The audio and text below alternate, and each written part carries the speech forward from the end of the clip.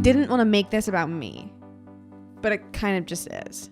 I have changed a lot recently, and I'm still changing. My worldview has shifted back and forth at different times in my life, and as much as I hate the term woke, recently I feel like I kind of woke up.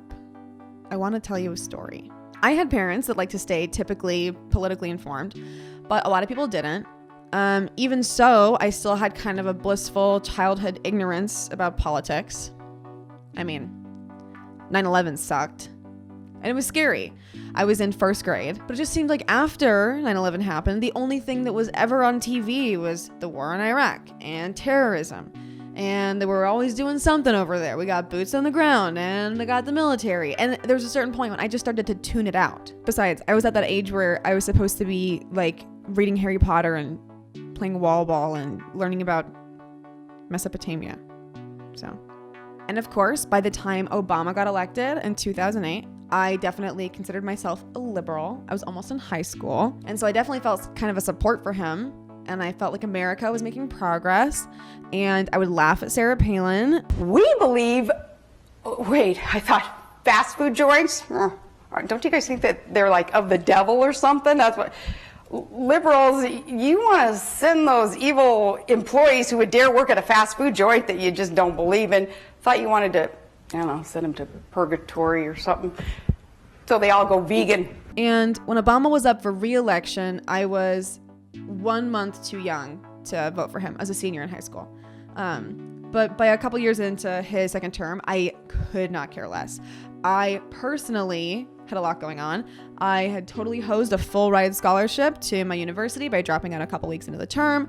I had developed a serious propensity for some certain substances. So my political views were essentially total anarchism. I used Bitcoin a lot and cash only and had a total disregard for the law. And that's kind of where I was. I could care less what was going on with the actual politicians in the world. And compacting my history of political knowledge up to this point, I know I sound totally insufferable, and I promise I was actually much worse.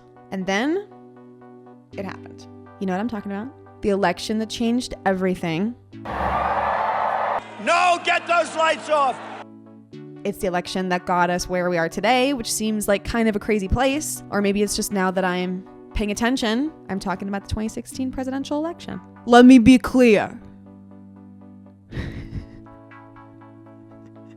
That was really bad. Okay, I'm trying to say I was a Bernie bro. For some general context, at this point in my life, I was detoxing off of heroin with my husband and working on an album, which you can listen to here on YouTube and buy, link in the description, LOL. But I mostly kept myself entertained and distracted with writing music and keeping up with the shenanigans that was the 2016 presidential race. And Bernie spoke to me as a disenfranchised millennial who was just handed this economy, who is expected to get a college degree at an exorbitant price to even have a moderate chance of having a livable wage. And he was willing to point at the way things are set up and say, look, it's not exactly trickling down. Doesn't this emperor look kind of naked? So at that point in my life, I was very much on the left and very comfortable with that. And I think that the establishment Democrats thought that crazy old Bernie and his crazy ideas would die down, but they didn't.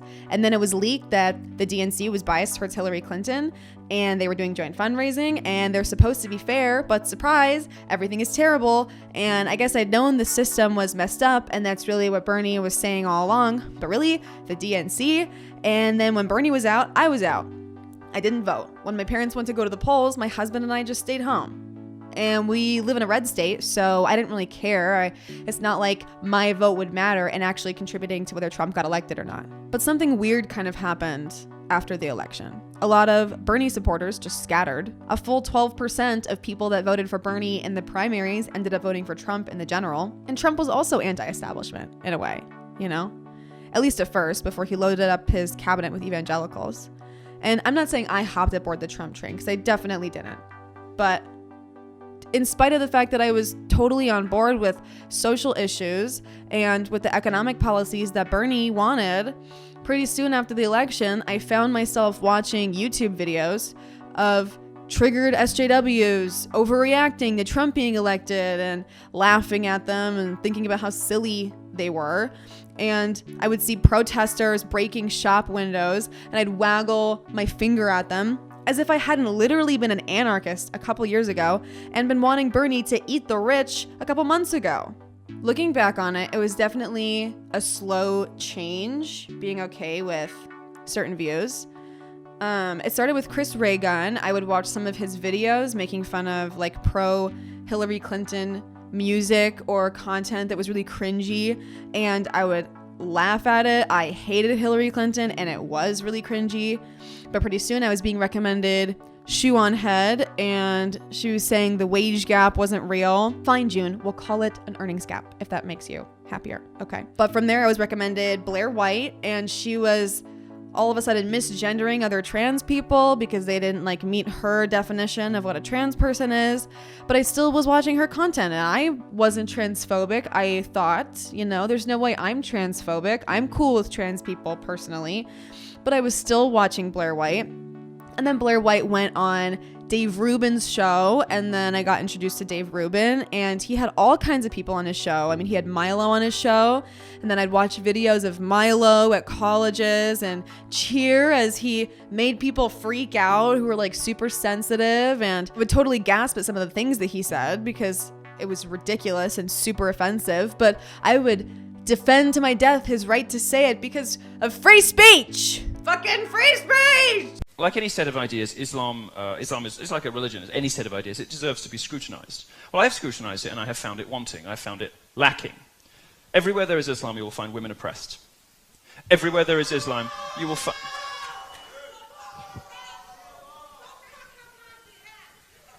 You're wearing a hijab in the United States of America. What is wrong with you? UW Milwaukee student that does not need to man up. That is Justine Kramer. Do you know about Justine Kramer? Have any of you come into contact with this person?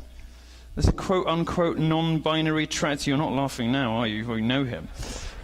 Quote-unquote non-binary trans woman forced his way into the women's locker rooms this year. Who knows about this story? Any of you? I see you don't even read your own student media. He got into the women's room the way liberals always operate, using the government and the courts to weasel their way where they don't belong. In this case, he made a Title IX complaint. Title IX is a set of rules to protect women on campus effectively. It's couched in the language of equality, but it's really about women, which under normal circumstances would be fine, except for how it's implemented. Now, it is used to put men into women's bathrooms. I have known some passing trannies in my life. Trannies, you're not allowed to say that either. I've known some passing trannies in my life, which is to say transgender people who pass as the gender they would like to be considered. Well, no. The way you know that he's failing is I'd almost still bang him. Meanwhile, a few months were going by. I moved out of my parents' house. I was staying sober. I started attending a state school that wasn't exorbitantly expensive. Trump was president, and the world hadn't burned down or ended a nuclear war, so things were going okay. And it's kind of crazy thinking back on it, but I was a huge fan of Gavin McInnes. The first Gavin McInnes video that was algorithmically recommended to me was definitely the one where he was making fun of all the people that said they were going to move to Canada if Trump won. And I rewatched it recently, and it's not horribly offensive. It's not good. It definitely is not good. But I didn't know anything about rebel media. You know, I had no context. And I'd already been primed for this. SJWs are bad. Feminism is unnecessary in the modern world. That narrative by other YouTubers I'd been watching, you know, by people that pretend that they're liberals or libertarians to kind of market themselves to someone like me at the time. And Gavin McInnes really is the natural next step. And he passes off these horrible things that he says as comedy so he can hide behind a plausible deniability. And in fourth degree, you get arrested or in a serious violent fight for the cause. Really? Yes. You get arrested in a serious violent fight, so you're promoting violence? Or some sort of major altercation. You should erase that part. Well, we don't encourage it, but if you're defending, like at the Berkeley thing with Milo, my guys, 14 of them just walked into a mob of 200 people. Just to get their stripes? And said, I thought you guys were tough. No, they were doing it just for fun. When you just kick someone's ass, they don't just take it. like they come back with a bat or a gun or their brother, or you start a fight, and they want to get it back, and it goes back and forth, and all conflict pretty much goes that way. You have conflict, and then someone responds to that conflict, and it escalates. You create this horrific environment where it's almost impossible to avoid violence. Well, so I'm done avoiding it. I'm taking the low road. I'm punching them in the face. So that's what you're doing with this outfit? Yes. And I would write off, his overt misogyny as jokes and try not to be offended because I was afraid that it would make me a snowflake, And before I knew what was happening, we'd watched literally all of his videos. And then through Gavin, we found Steven Crowder, and I just took Crowder for his word that he wasn't misrepresenting any of his data, because he'd always say like, oh, I linked it in the description so you can fact check me. So I would feel enlightened, like I was learning all these truths, like that socialized medicine can never work, or there's no gun show loophole, or, the rape culture on college campuses isn't as big of a problem as people say. And it turns out none of that is true. And this serious political shift was happening in me, a shift in my opinions and my feelings. And looking back, it literally kind of felt like a radicalization of sorts. But I always hated Jordan Peterson, and that is a whole other video. But the final straw was that interview with him where he's talking about how women who wear like high heels and lipstick in the workplace are hypocritical to complain about sexual harassment, and I just knew that I would never be able to take him seriously. Here's a rule. Don't How about no makeup in the workplace? Why would that be a rule? Why should you wear makeup in the workplace? Isn't that sexually provocative? No. It's not? No. Well, what is it then? What's the purpose of makeup? Some people would like to just put on makeup. Why? I don't know why. Why do you make your lips red? Because they turn red during sexual arousal. That's why. Why do you put rouge on your cheeks? Same reason. I mean, look. How about high heels? What are they for? What about high heels? What about them? They're there to exaggerate sexual attractiveness. That's what high heels do. Now, I'm not saying that people shouldn't use sexual displays in the workplace. I'm not saying that. But I am saying that that is what they're doing. And that is what they're doing. Do you feel like a serious woman who does not want sexual harassment in the workplace, do you feel like if she wears makeup in the workplace that she is somewhat being critical? Yeah. And so I found a video that was debunking Jordan Peterson by a YouTuber called Contrapoints. Her name is Natalie. And I was happy to watch it. I was happy to watch somebody take down Jordan Peterson finally, because everybody else who I watched on YouTube just loved him. And I felt like he was saying nothing or saying things that were horrible.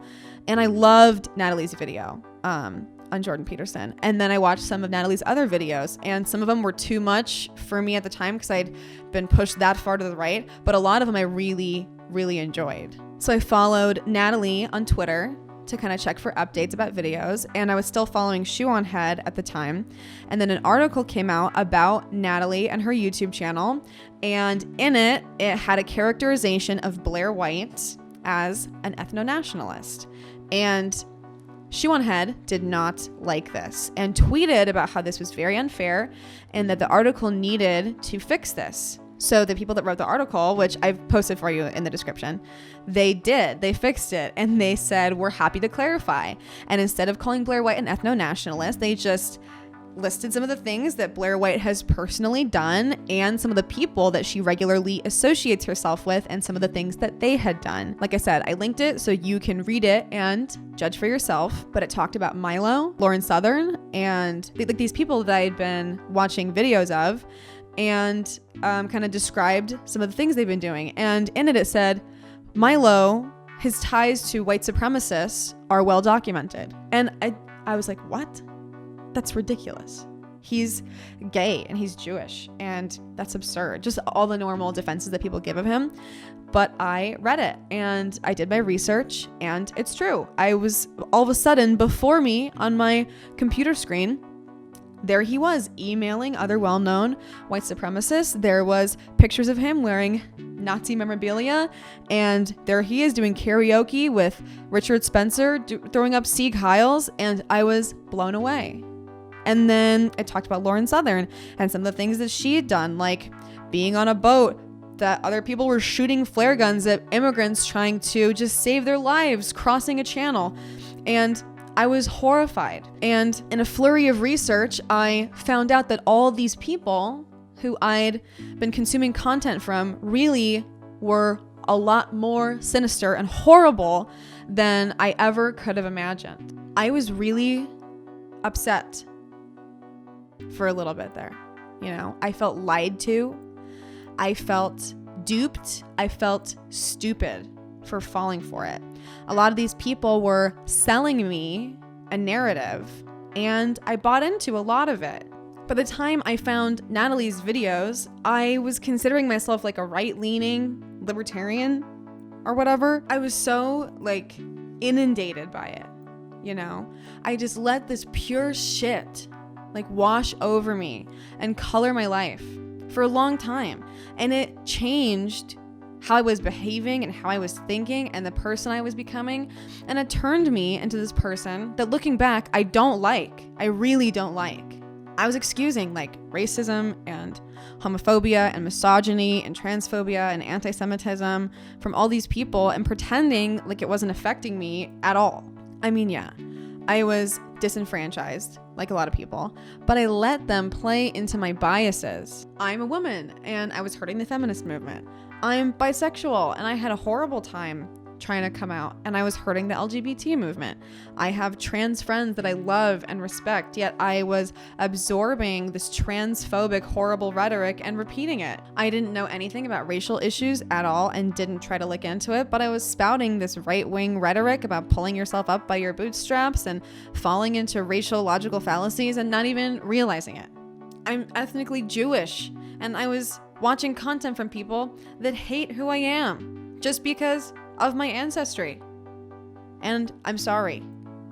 And I'm trying to learn, you know? I wanted to think of myself as being smart and objective and using facts and logic.